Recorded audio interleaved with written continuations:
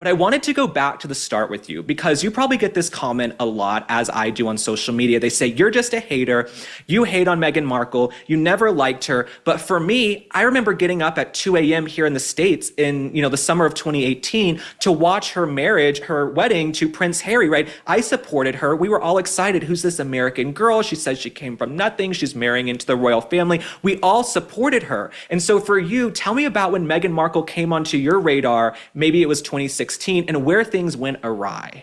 You were completely right, Link, because firstly, I'd never heard of this woman. She wasn't a big star. She had been desperate to make it in the UK, but I literally had never heard of her. I wasn't a Suits viewer. Okay, so I did not know her.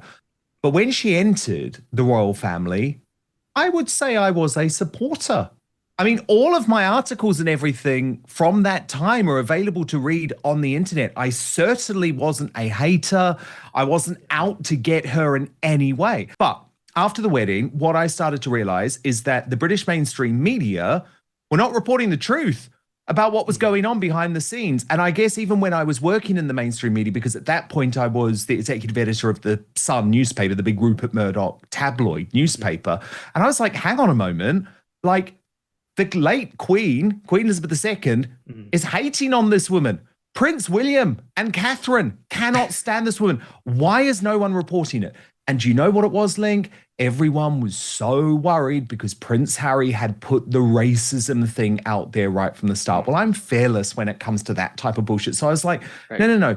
I've got to go with this. I've got to go with what my sources are telling me. I know that it's right. And so my first stories, and this was really revealing to the world what was really going on in the royal family, because at that point, everyone thought it was some type of rosy fairy tale. And my first big story was what became known as Tiara Gate.